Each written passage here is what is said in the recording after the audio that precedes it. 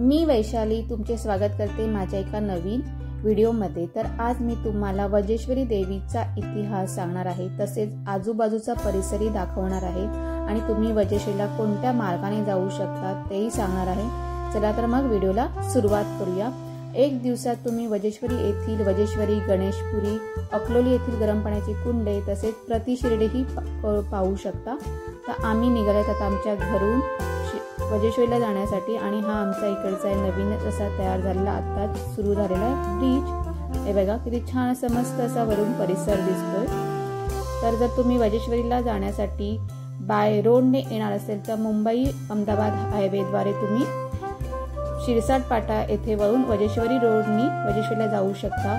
तसेच जर तुम्ही रेल्वेने येणार असतील तर वसई आणि विरार या स्थानकावर उतरून तेथून रिक्षा तसेच बसेस वजेश्वरीला जाण्यासाठी उपलब्ध आहेत। आणि जर तुम्ही मध्य रेल्वेने येणार असेल तर खडकली येथे या स्थानकावर उतरून तुम्ही तेथूनही वजेश्वरीला येऊ शकता।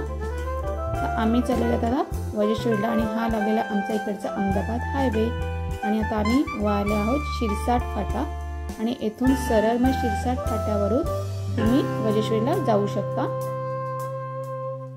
श्री वजेश्वरी योगिनी देवी मंदिर हे मुंबई पासून 75 किलोमीटर अंतरावर वजेश्वरी हा गावात आहे। पूर्वी वडवली या नावाने ह्या गावाला ओळखले जायचे, परंतु वजेश्वरी देवीच्या नावावरून मग वजेश्वरी हे गाव हे नाव पडले आणि हे गाव पांचा नदीच्या काठावर भिवंडी शहरात ठाणे जिल्ह्यात आहे। विरार स्थानकापासून जवळजवळ 30 किलोमीटर अंतरावर आहे आणि मध्य रेल्वेच्या खडकली स्थानकापासून 31 किलोमीटरच्या अंतरावर हे मंदिर आहे। हे मंदिर मंदगिरी या टेकडीवर वसलेले आहे, जे ज्वालामुखीच्या उद्रेकाने तयार झाली आहे आणि चारी बाजूने हे मंदिर डोंगराने वेढलेले आहे।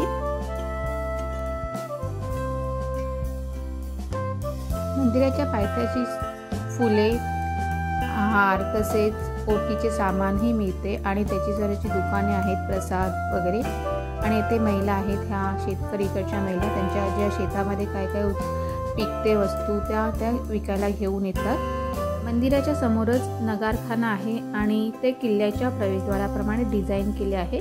मुख्य मंदिरात जाण्यासाठी 52 अशा दगडी पायऱ्या आपल्याला चढून जावे लागते। एका पायरीवर सोन्याचे कासव कोरलेले आहे। विष्णूचा कासवाचा अवतार म्हणून त्याची पूजा केली जाते। पायऱ्या चढून मंदिरामध्ये गेल्यानंतर मुख्य मंदिराचे 3 भाग आहेत।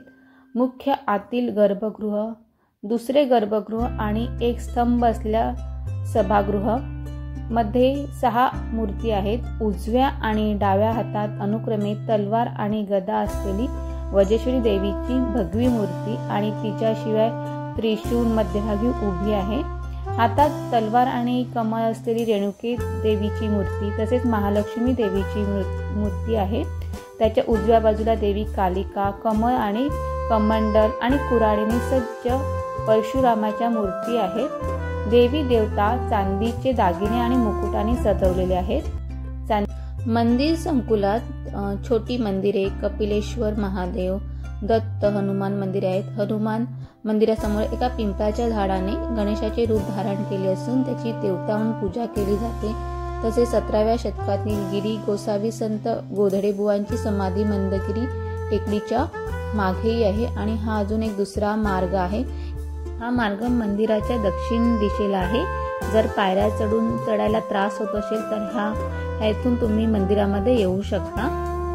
आणि हे आहे पिंपळाचं झाड आणि हा असा परिसर दिसतो मंदिराच्या बाजूचा, दक्षिण बाजूचा। हे देऊळ चारही बाजूने डोंगराने वेढलेले आहे। हे गाव गरम पाण्याच्या आरोग्यवर्धक कुंडामुळे महाराष्ट्रातील धार्मिक स्थळापैकी एक महत्त्वाचे आहे।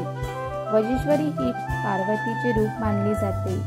पोर्तुगीजांच्या विरोधात चिमाजी अप्पा पेशव्यांनी वसईचा किल्ला जिंकण्यापूर्वी वजेश्वरी देवीला नवस केला होता की चिमाजी अप्पा यांनी वजेश्वरी देवीला आईला विनवणी केली की जर त्यांनी पोर्तुगीजांकडून किल्ला जिंकला तर ते आई देवीचे मंदिर उभारतील। आख्यायिकेनुसार वजेश्वरी देवी आईने त्यांना स्वप्नात येऊन दृष्टांत दिला आणि किल्ला कसा जिंकावा ते सांगितले। देवी आईने सांगितल्याप्रमाणे पोर्तुगीजांचा पराभव झाला। त्याच्या विजयाप्रित्यर्थ चिमाजी अप्पांनी सुभेदारांना आदेश देऊन वज्रेश्वरी मंदिराची बांधणी केली। तेव्हापासून ती नवसाला पावणारी देवी म्हणून प्रख्यात झाली।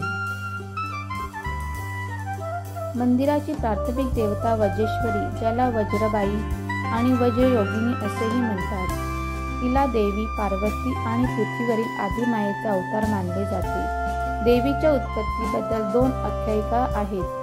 पहिली वज्राची संबंधित आहे। हजारो वर्षापूर्वी कालिकाला किंवा कलिकुट किंवा काली नावाच्या राक्षसाने वडवली परिसरात ऋषींना त्रास दिला आणि मानव आणि देवतेच्या विरुद्ध युद्ध पुकारले। व्यथित होऊन देवता आणि ऋषींनी वसिष्ठाच्या नेतृत्वाखाली देवीला प्रसन्न करण्यासाठी त्रिचंडी यज्ञ केला। इंद्राला आहुती दिली, तिला गेला नाही। संतप्त होऊन इंद्राने आपले वज्र हिंदू पौराणिक कथांमधील सर्वात शक्तिशाली शस्त्रापैकी एक यज्ञात फेकले। भयभीत झालेल्या देवता आणि ऋषींनी त्यांना वाचविण्यासाठी देवीची प्रार्थना केली। देवी तिच्या सर्व वैभवात त्या ठिकाणी प्रगट झाली आणि तिने केवळ वज्र घेऊन इंद्राला खाली आणले नाही तर राक्षसांचाही वध केला। रामाने देवीला विनवणी केली की देवी वडवली परिसरात राहावी आणि ती वज्रेश्वरी म्हणून ओळखली जावी। अशा प्रकारे या परिसराला वज्रेश्वरी मंदिराची स्थापना झाली। दुसरी आख्यायिका सांगते की इंद्र आणि इतर देवी पार्वतीकडे गेले आणि त्यांनी कालिकाला या राक्षसाला मारण्यास मदत करण्याची विनंती केली। देवी पार्वतीने त्यांना आश्वासन दिले की योग्य वेळी त्यांच्या मदतीला येईल आणि त्यांना राक्षसाशी लढण्याचा आदेश दिला। युद्धात कलिकालाने त्यांच्यावर फेकलेली सर्व शस्त्रे गिळली किंवा तोडली। शेवटी इंद्राने वज्र राक्षसावर फेकले, ज्याचे कालिकाने तुकडे केले। वज्रातून देवी प्रगट झाली, जिने राक्षसांचा नाश केला। देवांनी तिला वज्रेश्वरी म्हणून पूज्य केले आणि तिचे मंदिर बांधण्यात आले, अशी ही एक पौराणिक कथा आहे। आणि हे आहे मस्त दत्ताचं मंदिर आहे। पहा, इथे दत्ताचं छानपैकी मंदिरही आहे। या मंदिरात चैत्र महिन्यात अमावास्येला वज्रेश्वरी देवीची मोठी अशी जत्रा भरली जाते। तसेच रात्री अमावास्येला दिव्याची पूजा केली जाते।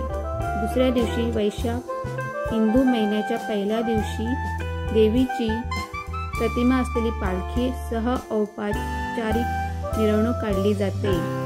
श्रावण महिन्यात शिव उपासना, कोजागरी पौर्णिमा, हिंदू महिन्यातील आश्विन पौर्णिमेचा दिवस, दिवाळी, होळी, दत्त जयंती, हनुमान जयंती आणि गोधडेबुवा जयंती इत्यादी उत्सव साजरे केले जातात। आणि हा सर्व मंदिराचा बाहेरील मस्त असा परिसर आहे।